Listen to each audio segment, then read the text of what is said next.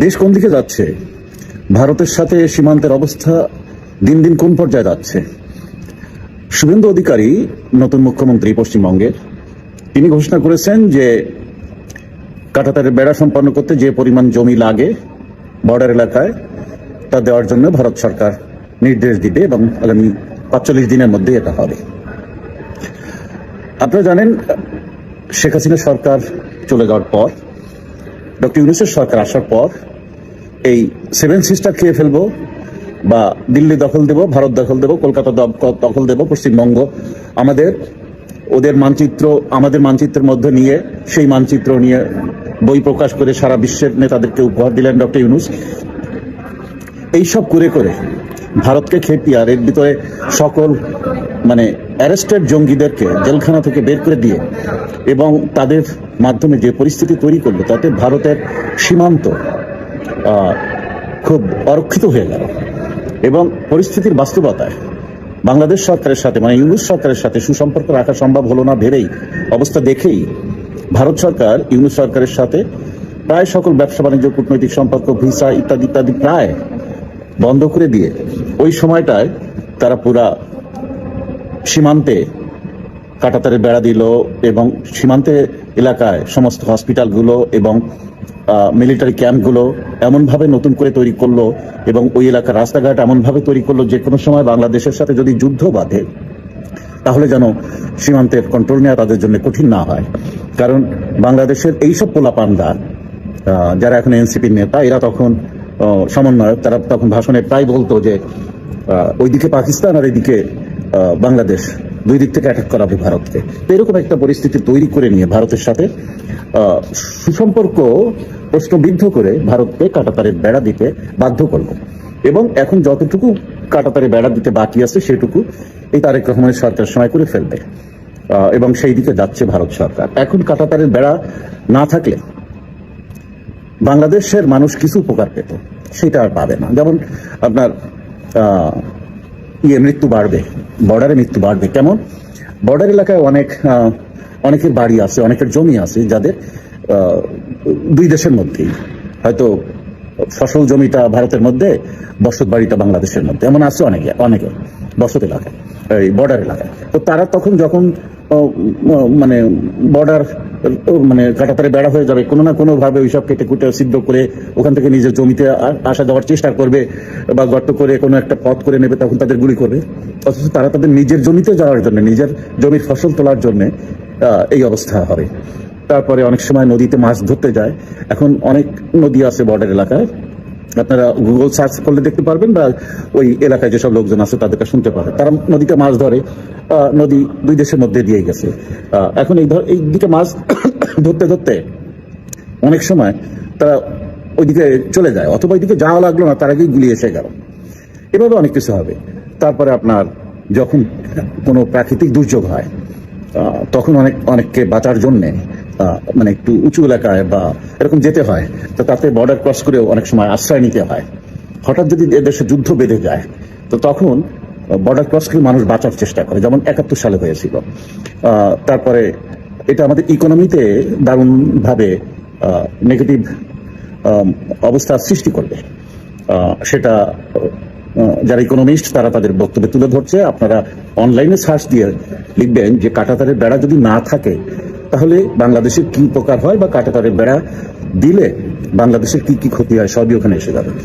তো বাংলাদেশ একটি দরিদ্র দেশ, আমরা কোনো ধনী দেশ না। আমাদের জনসংখ্যা এত বেশি যে ছোট্ট একটা ল্যান্ডে প্রচুর জনসংখ্যা, এত জনসংখ্যা বহুল দেশকে আর্থিকভাবে প্রত্যেকে ম্যানেজ করা বা কন্ট্রোল করা সম্ভব না। তাতে মানুষকে অনেকভাবেই বেঁচে থাকতে হয়।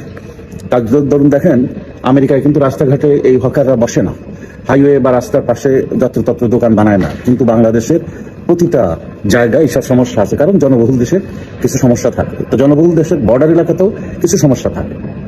তা এখন অনেক সময় কোনো ব্যবসায়ী কম দামে ওই বর্ডার এলাকা থেকে জিনিসপত্র কিনে আনতে পারে বলেই কম দামে দেশে বিক্রি করতে পারে। ওই এলসি খুলে লাইসেন্স নিয়ে যারা জিনিস আনবে, তখন জিনিসের দাম বেড়ে যাবে। তো এরকম অনেক বিষয় আছে। বাংলাদেশের সাথে দীর্ঘ এই অর্ধশত বছর এই কাঁটাতারের বেড়া ছিল না।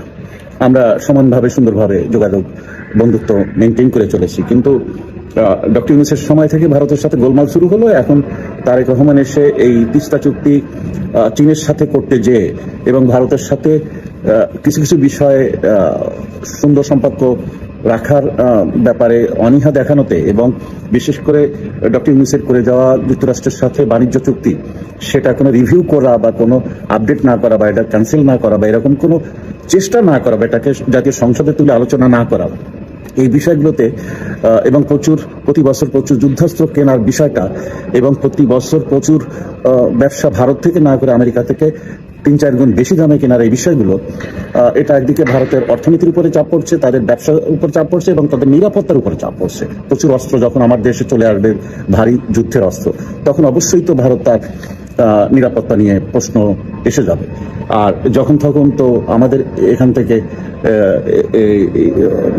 দরিদ্র মানুষরা ওই বর্ডার ক্রস করে নানান জিনিসপত্র আনে, বিক্রি করে ইত্যাদি, এগুলো বন্ধ হয়ে যাবে। তাতে লং রানে ভারতের চেয়ে বাংলাদেশ ক্ষতিগ্রস্ত হবে। এটা সহজ উত্তর, বাকিটা আপনারা অনলাইনে সার্চ করে দেখে নেন। এখন ভারতকে খেপিয়ে আমি আজকে সকালে একজনের সাথে কথা বলছিলাম, যেটা কেমন হচ্ছে, উনি বলেন কি হাতিয়ার পিঁপড়ে একে যুদ্ধ করতে পারে? ভারত এত মহাশক্তি আপনার সব দিক থেকে, এবং আমাদের দেশের চতুর্দিকে তারা ঘিরে আছে, তাদের চতুর্দিকে আমরা ঘিরে নেই। আলটিমেটলি যদি যুদ্ধের পরিবেশে যায় তাহলে কিন্তু বাংলাদেশ বিপদে পড়বে। এটা হলো একটা সাইড। এইগুলোকে অ্যাভয়েড করার জন্য পশ্চিমবঙ্গের নতুন মুখ্যমন্ত্রী একটা দামি কথা বলেছেন। উনি বলছেন যে জননেত্রী শেখ হাসিনা এখনো বৈধ প্রধানমন্ত্রী এবং উনি যদি চান আমি 2 মিনিটের মধ্যে বাংলাদেশের পরিস্থিতি কন্ট্রোলে নিয়ে আসতে পারবো এবং উনাকে প্রকৃত প্রধানমন্ত্রীর মর্যাদায় আমি সেই নিরাপত্তা দিয়ে, পশ্চিমবঙ্গ সরকার সেই নিরাপত্তা দিয়ে জননেত্রী শেখ হাসিনাকে সসম্মানে বাংলাদেশে ফেরত পাঠাবো। এই যে কথাগুলো বলছে, এই কথাগুলোর আইনি ভিত্তি কি? আইনি ভিত্তি হলো এই যে এখনো কিন্তু আইনগতভাবে শেখ হাসিনা, জননেত্রী শেখ হাসিনা বাংলাদেশের প্রধানমন্ত্রী। কারণ ওনার পরে যে সরকার আসছে, ডক্টর ইউনূসের সরকার, তারা এসে কিন্তু ঘোষণা করেছিল, সেই সময় সেনাপ্রধান ঘোষণা করেছিলেন যে প্রধানমন্ত্রী পদত্যাগ করেছেন শেখ হাসিনা, কিন্তু উনি পদত্যাগ করেননি। এবং এরপরে বিচার বিভাগ থেকে একটা লেটার আনা হলো প্রধান বিচারপতির কাছ থেকে যে যেহেতু প্রধানমন্ত্রী পদত্যাগ করেছে তাই নতুন সরকার গঠন, সেটা অন্তর্বর্তীকালীন সরকার হতে পারে। তো সেইটার উপরে, সেই লেটারের উপরে ভিত্তি করে তারা শপথ নিল রাষ্ট্রপতির কাছে। তো সেই চিঠিতে লেখা হলো প্রধানমন্ত্রী পদত্যাগ করেছে, সেটাও মিথ্যা। তাহলে ওই চিঠিটাই মিথ্যা হয়ে গেল। ওই চিঠি যদি মিথ্যা হয়ে যায়, প্রধান বিচারপতির চিঠি, তাহলে তো টোটাল শপথও মিথ্যা। আর ওই চিঠি দেওয়ার আগে বাংলাদেশের সংবিধান অনুযায়ী প্রধান বিচারপতিকে ফুল কোর্ট হিয়ারিং করতে হবে, উনি তা করেননি। তখন তো প্রধান বিচারপতি কোথায় আপনার ক্যান্টনমেন্টে পালানো আছে ইত্যাদি, এগুলো আপনার সবই জানেন। সেনাবাহিনীর তত্ত্বাবধানে তখন পালানো আছে, তো তখন কোনো কোর্ট বসে না। তাহলে তখন কি করে এই চিঠি দেওয়া হয়? তো এই চিঠি ভুয়া। এই চিঠির বুনিয়াদে যে সরকার, তত্ত্বাবধায়ক সরকার গঠন হয়েছে সেটা ভুয়া। আবার সেই সরকার, তত্ত্বাবধায়ক সরকার, জাতীয় কোনো সরকার আমাদের সংবিধানে নেই, তাহলে এই সিস্টেমও ভুয়া। এরপরে তাদের মাধ্যমে যে নির্বাচন হয়েছে সেটাও ভুয়া। তো সবকিছু মিলে এখন তারেক রহমানের সরকারও ভুয়া। এইসব মিলায় সাংবিধানিক হিসাবে শুভেন্দু অধিকারীর বক্তব্য কিন্তু আইনগতভাবে বৈধ এবং আইনগতভাবে বিভিন্ন দেশের সহযোগিতায় শেখ হাসিনা প্রধানমন্ত্রীর পদমর্যাদায় ফিরে আসতে পারেন। এটা আমি আইনের কথা বলছি, কথা হবে আগামীকাল। রাজনীতি কিন্তু জমে উঠেছে এবং আওয়ামী লীগের নেতৃবৃন্দ আস্তে আস্তে প্রস্তুতি নিচ্ছেন।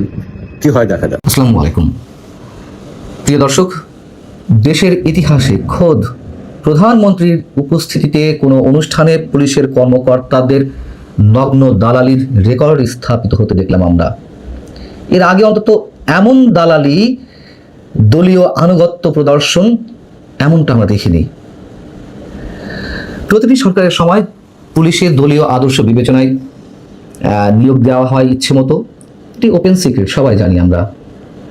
আওয়ামী লীগের সময় নৌকায় ভোট চেয়েছেন কোনো কোনো পুলিশ কর্মকর্তা, অথবা ডক্টর ইউনূসের সময় বিএনপির পক্ষে ভোট চেয়েছেন কোনো কোনো পুলিশ কর্মকর্তা, আমরা দেখেছি।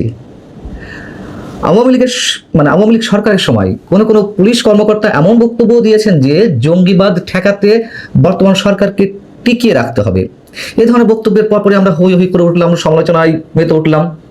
কিন্তু প্রধানমন্ত্রীর উপস্থিতিতে নিজেকে জাতীয়তাবাদী পুলিশ হিসেবে যে নগ্ন বক্তব্য দিলেন ঢাকা রেঞ্জের ডিআইজি রেজাউল করিম মল্লিক, এটি আমরা ঠিক কিভাবে বিশ্লেষণ করতে পারি? বিষয়টি হচ্ছে যে এর মধ্যে আপনারা দেখেছেন যে একটি ভিডিও ভাইরাল হয়েছে ঢাকা রেঞ্জের ডিআইজির দেওয়া বক্তব্য।